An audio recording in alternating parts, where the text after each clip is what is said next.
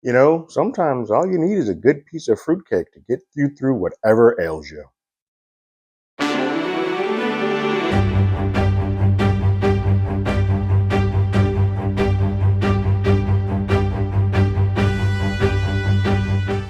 Hello, everyone. Terrence here with Hollywood Already Did It. If you haven't already, go ahead, like, share, subscribe to the channel, leave a comment, ring that bell below.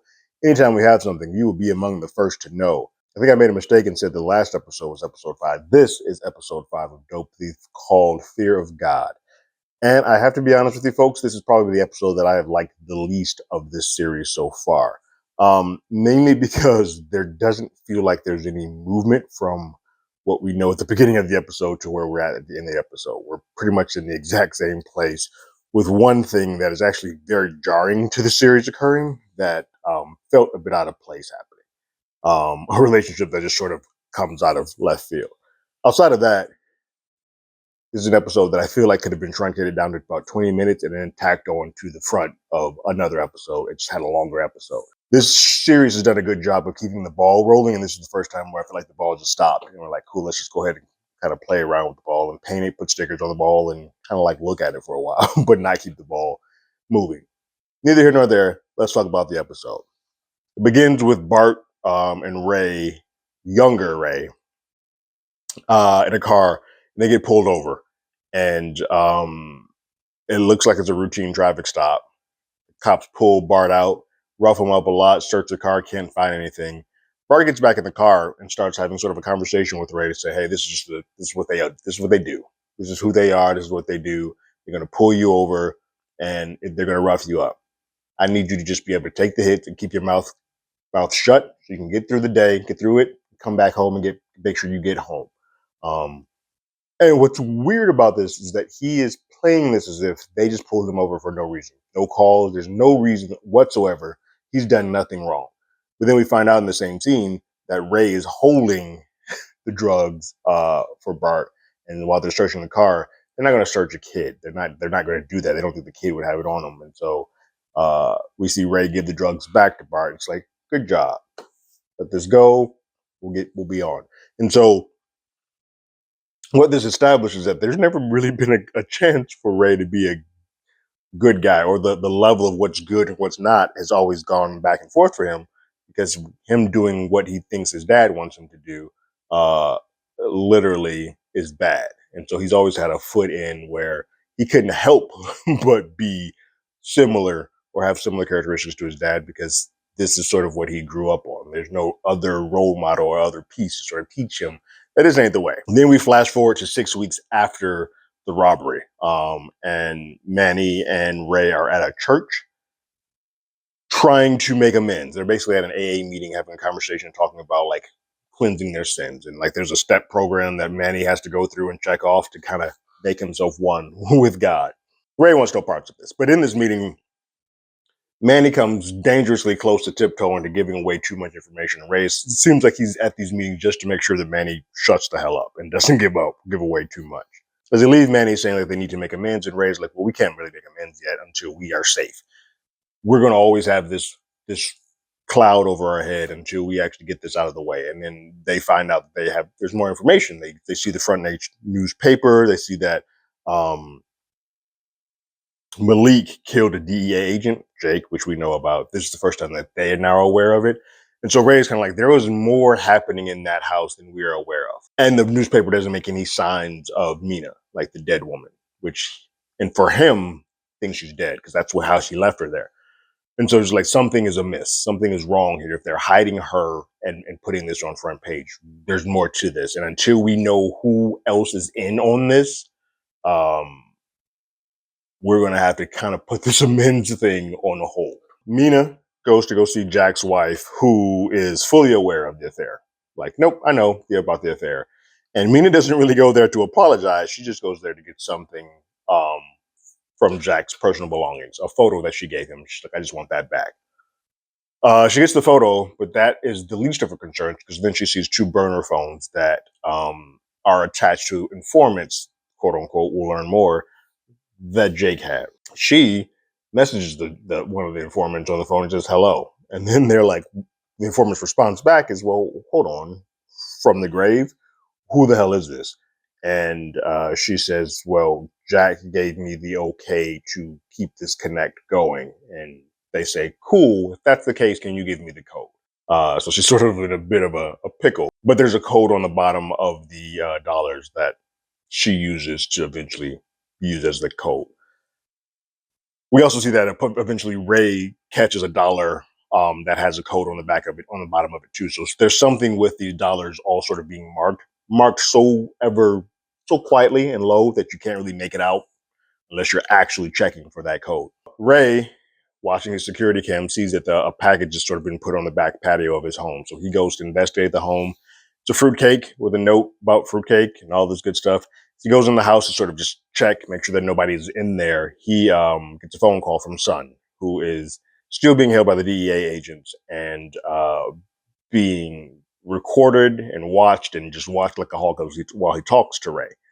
Son starts giving a code and trying to sort of hide it from the DEA. And it's a code that basically tells Ray, don't talk.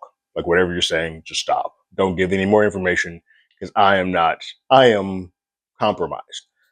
So as soon as Ray deciphers it, makes it all out, he gets off the phone and is like, cool, I'm done here. We're done with this conversation. Mina goes to a bar to meet up with the person on the other side of the phone, the informant, if you will. It's one of the bikers. It's not the head biker. It's like what feels like his number two. They have a conversation. And in that, the number two sort of lets on that Jack wasn't what he said he was. He wasn't on the up and up. And he was doing a little bit things where we weren't his informants. We were partners. He is the one that came up with this drug enterprise. He's the one who's been doing things on a shady deal this whole time. And it sort of just, it blows Mina's mind. Like she is like, wait, what? Hold on. That's a lot. She doesn't quite believe it at first. And then he sort of says, well, hold on. Think about it. Listen to your heart. All those stash houses that you guys were founding, he decided to put them in a way that they weren't showing up on the police files. He's doing that for a reason and sort of just lays it all out. And Mina's mind is just blown. And so the person that she thought he was, the person that she thought she was having an affair with, wasn't on the up and up. And now she is just twisted. The number two says that Jack spoke highly of you.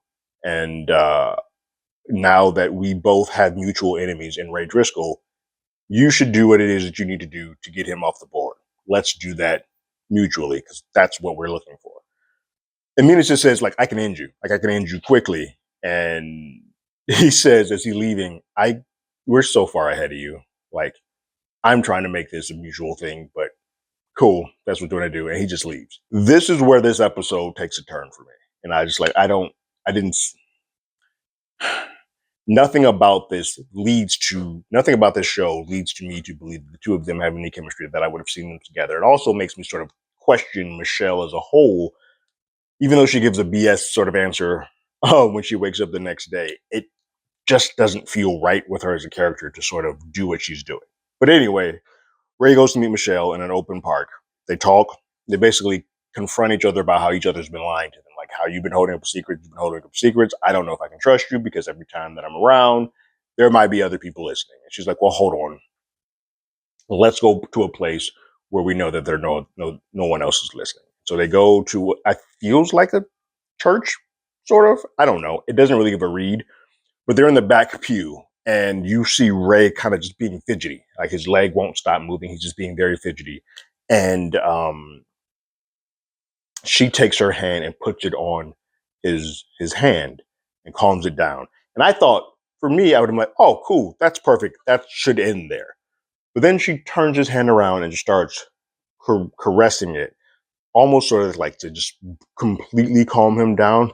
Similarly, like to anybody who's a Marvel fan, it's like the Black Widow to the Hulk, like the sun's going down type of situation, where just to bring his energy down. It's a signal for that, but it's also a signal that Ray kind of is like, oh, you want this? Okay, let's get this on. And so there's a moment they go to their car, they make out a little bit, and then Ray confides in her sort of more of the truth and like, look, we were doing a scam.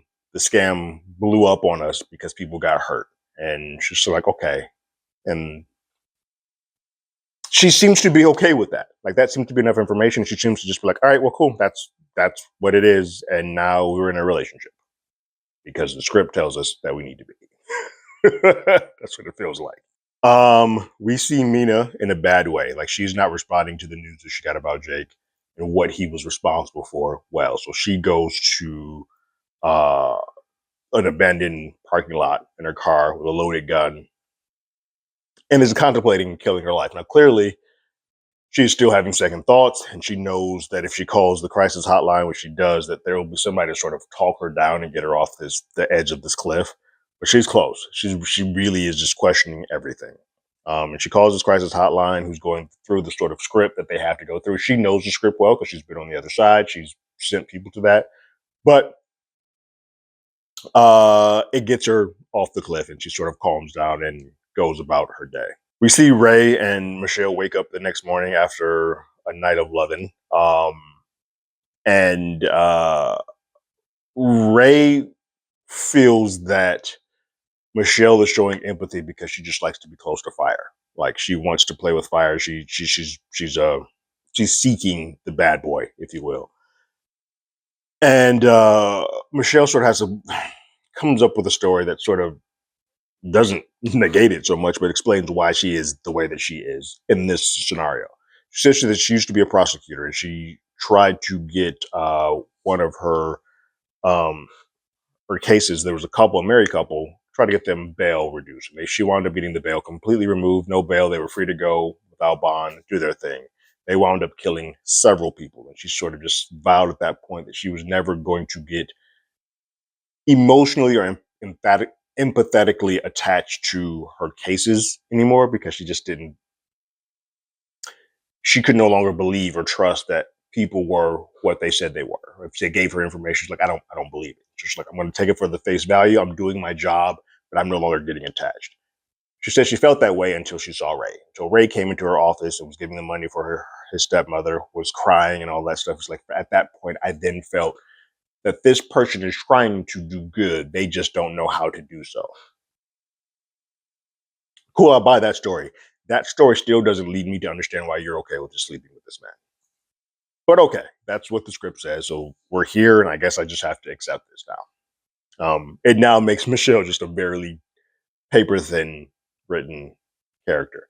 And I would argue now that because of that, you start questioning some of the other characters that happened, which was Manny's girl and how she was accepting the women right now don't seem to be well written. We'll put it that way. Mina as well, although I think they're writing Mina almost as if she's a guy character, she just happens to be a woman.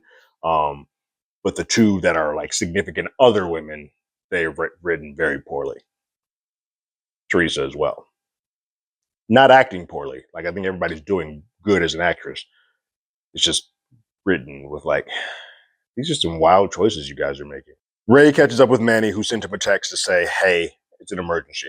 It's not an emergency, but Manny quickly needs his soul cleansed, and so they have to go on this trip to make amends with the two gentlemen that were in that house that they saw killed. Was Caleb and I'm blanking out on the second name right now, but they go to this Amish community because these two are Amish and go with flowers. Flowers aren't the way to receive for this community, but they throw around Caleb's name and subsequently are sort of met with the whole community. And they say that they know that Caleb was in this drug community because they tried to get a few other folks within this community to be a part of that. They had some of the bikers come here to sort of help bring us in, and we all said no, we don't want any parts of that.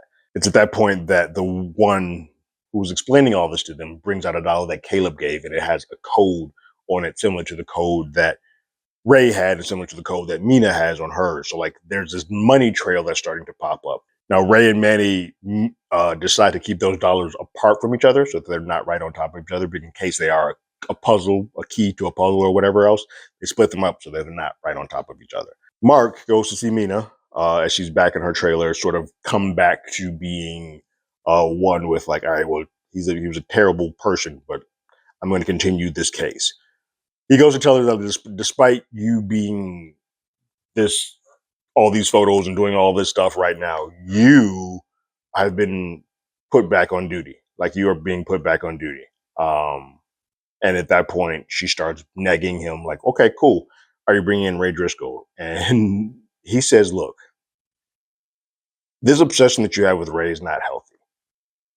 I am not the bad guy. I have been giving a plate that I am now trying to clean up a lot of the BS that Jack has put us into. And I think you're now starting to be aware of some of the stuff that Jack has put us into. And I'm trying to clean this up. Ray is the eye of that storm, and there are several people that are sort of circulating around him. We're not trying to take him off the board yet until we get a little bit more answers around all the players that are circling around him. So right now, you're just going to have to deal with this. We will get information from Ray. He's not going anywhere, and we have a lot of hooks and ways in that if we need to bring him in, we can. But right now, we're going to let him play on the hook until we get a little bit more information. You're going to have to deal with that. Next thing we see is because Teresa has given Ray a text to say, I'm going back to the house. I'm moving back in. Screw me living in this hotel. And Ray's like, all right, fine. So he goes to go watch her at the house. He gets a text from Michelle that says, miss you very much. Again, sure, I guess. Thinking of you. Give me a call when you get a chance. It's clear now that what she was trying to tell him. We'll get to that in just a second. But he's about to go get out of the house to go talk to Teresa. And then he gets another text. When he gets the second text, he ducks down just enough that there's a red infrared scope that shoots and misses his head, but shoots his leg. And then he's dead to rights. The assailant comes in with the gun directly tied on him, says some stuff. And then that assailant is shot and killed dead. And it's Bart with his ankle monitor and all, which is probably what Michelle wanted to talk to him about, saying, hey, I got your dad out.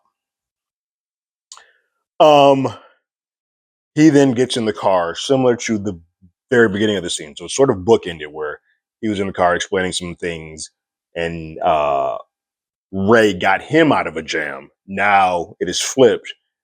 Older Bart is here driving the car and getting Ray out of a jam. And so Bart drives the car into the garage, takes the body that is now dead, drags that into the garage, and then closes the garage while Ray has a nice piece of that fruitcake that is the only thing that's taken his mind off of just being shot and what the hell has happened. And that is the end of the episode.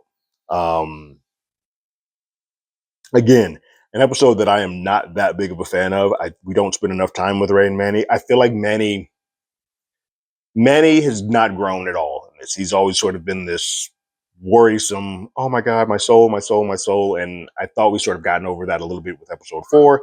We have not. We're still in it here with episode 5. And so it's starting to become a little bit more grating.